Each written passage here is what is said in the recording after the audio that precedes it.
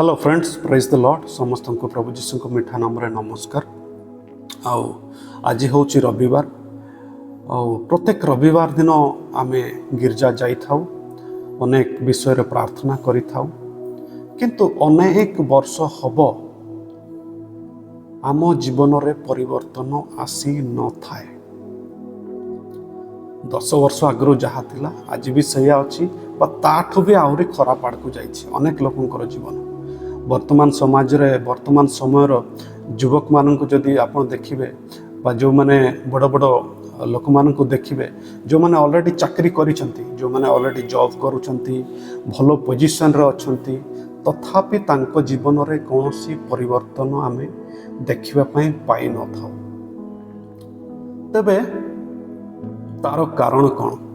Even थरे जड़े father मध्य एमती प्रचार कले, आपने माने 50 वर्ष है गिर्जा आसुची, किसी परिवर्तन ना।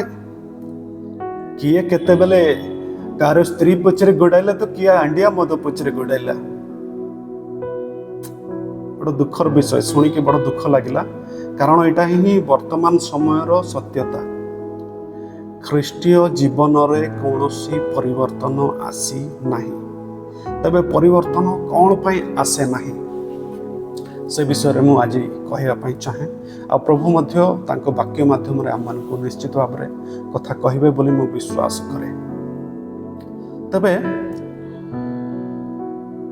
मेडिकल पॉइंट ऑफ व्यू मु जदि गोटे विषय कहबी, जतले गोटे पिलाटा जन्म हुए आ जन्म हैला परे से माँ रो क्षीर पिए। माँ क्षीर न पीवा पर्यंत ताको अलगा कौनसी विषय ताको दिया जाए नहीं, ताको माँ क्षीर ही दिया जाए। 6 मास पर्यंत it is compulsory for a baby. तो सेटा से क्षीर पीले ही से बड़ हुए, तार शरीर रे परिवर्तन आसे, तार कथा कहवा विषय डेभलप हुए, चिंता करने विषय धीरे धीरे धीरे धीरे अनेक विषय रे पिलाटा एक्चुअली मैच्योरिटी आड़ को जाए। आ जदि मने करंतु गोटे पिला क्षीर ही खाऊनी, से बढ़िबो कि? इम्पॉसिबल, से बढ़िबो नहीं। ना तार मैच्योरिटी होबो ना से बढ़िबो। आ सेई केस रे आपण डाक्टर पाखु जिवे, डाक्टर कहिबे मार क्षीर ही ताकू दियो। सेटा ही पिला पाई अमृत समान, आ सेटा ही पिला को बढ़ाइबो हला। आ जते बेले भी आमे बड़ हैला परे मध्ये जते आमे गोटे जिंस खाइबा खाई थाओ, तो सेटा खाइला परे कोन हुए, सेटा डाइजेशन एलिमेंट रे कैनाल को जाए, डाइजेशन हुए। डाइजेशन हैला परे माने तारो पोषण गुड़ाक आमर स्मॉल इंटेस्टाइन लार्ज इंटेस्टाइन रे सबू आम शरीर ताकू शोषि निए। शोषि नेला परे शरीर रो विभिन्न अंग को ताहा शक्ति जोगे थाए। खाइले डाइजेशन हैला, डाइजेशन हैला परे शरीर रो विभिन्न अंग को तार शक्ति वितरण होई थाए। ता फल रे आमे शक्ति बा बलवान आमे फील करू। समान विषय ख्रीष्टीय जीवन रे आपण जदि आमे जदि बाइबल पढ़िबा नहीं, आम जीवन रे ग्रोथ हबो ही नहीं। आपण 100 दिन 100 वर्ष गिरजा को जानतु, आंठांतु, प्रार्थना करंतु, but still the growth will not happen. तबे आमे बाइबल काहे की पढ़िबा दरकार से विषय रे मु कहिया पई चाहिबी। द्वितीय तिमोथी 3 अध्याय 16 पद और 17 पद रे लिखा जाए, समस्त शास्त्र ईश्वर निश्वसित एवं शिक्षा अनुजग संशोधन और धार्मिकता संबंधी शासन निमंते उपकारी, जेपरि ईश्वर लोक सिद्ध होई समस्त उत्तम कार्य निमंते सुसज्जित हुए। तबे बाइबल रे लेखा हेथिबा प्रत्येक कथा, प्रत्येक वाक्य ईश्वर को निश्वसित, अर्थात से कहिथिबा कथा। और से कथा कौन करे ना, आमको शिक्षा दिए, आम जीवन में आम कौन डिसीजन नवा दरकार, केमिति चलवा दरकार, आम केमिति चलिले ताहा ईश्वर को गौरव हुए से विषय आम को शिक्षा दिए, नैतिक शिक्षा दिए। आम को अनेक समय आम जदि भूल बाटरे जाऊ ताहले ताहा आमको अनुयोग मध्य करे एवं तापरे संशोधन आम जीवन रे संशोधन आने। आउ धार्मिकता संबंधी शासन निमंते ताहा उपकारी होता है। तेबे जदि जड़े बाइबल पढ़ुनी तामाने से ईश्वर को वाक्य किछि भी शिखुनी। नंबर 1। द्वितीय विषय, जदि से शिखुनी तो से कौन करिवो? गुटखा खाइकी ही गिरजा को जीव, दुप्ताटा जाकी देथियो तापर गिरजा को जीव। प्रभु भोज खाइबा को जाइकी मुहटा धोई देके आसी खाइबो। वर्शिप लीड करूथिबो तथापि गिरजा भितरे जणे दुप्ता खाइकी बसिकी गीत गाउथिबो। शिक्षा नहीं। आ शिक्षा जदि नहीं भाई तुमे को पार्टी रे ईश्वर को तुमे आराधना करूचो? कौन ईश्वर से आराधना शुणुचंती ना ईश्वर को आप अंध बोली भाविचंती? ईश्वर अंध नुहंती, से सब विषय देखुचंती। आपण गुटखा खांतु, पान खांतु, तापर प्रभु भोज ता ऊपर खाई दियंतु। It's not pleasing to God. युवा युवती मानकर जीवन को आम जदि देखा अनेक अनेक समय से युवक संघ मीटिंग अटेंड करूचंती, अनेक जगह को जाउचंती। It's good, very good. किंतु प्रॉब्लम कौन होची? प्रॉब्लम होची वाक्यर शिक्षा नहीं। सबु यूथ मीटिंग परे राति रे डाबुंग हबो ही हबो, कल्चरल प्रोग्राम हबो ही हबो, आ सेथरे सेकुलर गीत रे पिला नाचिबे ही नाचिबे, आ चर्च सेथरे चुप ना आसीचंती। युवक माने टिके खुशी करंतु भाई। सेही खुशी सत कथा कहया गले आपणको पुओर जीवन को, आपणको झीर जीवन को आगामी भविष्य रे नष्ट आड़ को नहीं जाउछि। आज ख्रिस्टियन समाज सही प्रकार भाव रे अनेक विषय रे सफर करुछि।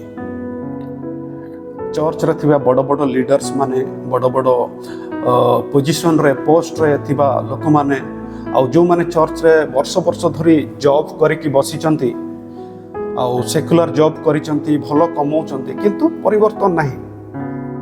कोडू आसियो? हमें ईश्वर को वाक्य को ही पढ़ुना। तो शिक्षा कौठु आसीबो? अनुयोग कौठु आसीबो? संशोधन कौठु आसीबो? धार्मिकता विषय संबंधी शासन आमे कौठु शिखिबा? चर्च रो वयोज्येष्ठ लोक माने मीटिंग रे बसंती, अनेक विषय रे हुरीपाटी हुए, चर्च रे एटा होनी सेटा होनी। किंतु थरे मीटिंग रे मु मध्य कहिथिली जे ईश्वर को वाक्य को आमे प्राधान्य दबा दरकार। से विषय कहीं भी ध्यान देले नहीं। कौन ना गिरजा आस, बस 3 घंटा, तापरे घर को चली जाओ। एमती रे ग्रोथ हम नहीं। जमती मु कहली आम ख्रीष्ट विश्वासी माने बाइबल को पढ़िबा दरकार, ईश्वर को वाक्य को बुझिबा दरकार। आ तापर जेतेबेले आपण अप्लाई करिवे, आमे सेटा को आमे प्रयोग करिबा आम जीवन रे, सेतेबेले ही परिवर्तन आसे। There is no other way. गिरजा को जाके आंठाई पड़ले, बसी पड़ले, गीतटा गाई देले, समस्त टिके ताड़ी मार देले, आमे खुशी हो जाऊ। बट ईश्वर खुशी होउचंती कि? ईश्वर चाहंती प्रत्येक मनुष्य को सिद्ध व्यक्ति रूपे प्रस्तुत करिया पाए, जे तांको कार्य रे लीन हेबो। ईश्वर को लोक सिद्ध होई समस्त उत्तम कार्य निमंते सुसज्जित हुए। केबे होबो एटा? यूथ मीटिंग होबो, काउंसिल मीटिंग होबो, लास्ट रे बड़ बड़ लोक माने संध्या होला बेलू मद पार्टी हम, दारू पार्टी हम। अनेक समय आम मैंने भावी था आम चर्च करिकी आम मीटिंग रे बसीगला माने आमर उन्नति हो गला। But trust me, God is looking at our heart. प्रभु आम मानकर हृदय को देखुचंती, आम मानकर ग्रोथ को देखुचंती। आ प्रभुंकर पिला हिसाब रे प्रत्येक ख्रीष्ट विश्वासी यह कार्य अटे जे आमे ईश्वर वाक्य को पढ़िबा, निजको संशोधन करिबा, शिक्षा नबा, ଯଦି ଆମେ ଭୁଲ ବାଟରେ ଅଛୁ ନିଜକୁ ଅନୁଯୋଗ କରିବା ଏବଂ ପ୍ରଭୁଙ୍କ କଥା ମାନି ଆମମାନେ ଚାଲିବା। ଗୋଟେ ବାକ୍ୟ ମୋର ମନେ ପଡ଼େ, ଅନେକ ବେଶୀ ଅଛି, ହସିଆ 4:6 ସେଠି ଲେଖାଯାଏ, ମୋର ଲୋକମାନେ, ଈଶ୍ୱର କହୁଛନ୍ତି, ମୋର ଲୋକମାନେ ଜ୍ଞାନର ଅଭାବ ହେତୁ ବିନଷ୍ଟ ହେଉଅଛନ୍ତି। ବର୍ତ୍ତମାନ ସମୟରେ ଆମର ଯୁବକ ଯୁବତୀ, ଆମମାନଙ୍କର ମା ବାପା, ଅନେକ ବୟୋଜ୍ୟେଷ୍ଠ ଲୋକମାନେ ଭୁଲ ବାଟରେ ଅଛନ୍ତି। ତେବେ ଈଶ୍ୱର ଚାହାନ୍ତି ଆମମାନଙ୍କ ଜୀବନରେ ପରିବର୍ତ୍ତନ ଆସୁ, ଆଉ ଈଶ୍ୱରଙ୍କ ଇଚ୍ଛା ଅନୁସାରେ ଆମେ ଯେପରି ଜୀବନଯାପନ କରିବା, ତାହା ହିଁ ଈଶ୍ୱରଙ୍କର ଇଚ୍ଛା।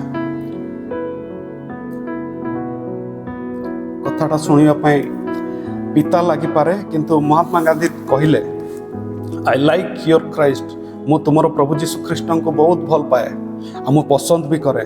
I do not like your Christians, କିନ୍ତୁ ଖ୍ରୀଷ୍ଟିଆନ ମାନଙ୍କୁ ମୁଁ ପସନ୍ଦ କରେ ନାହିଁ।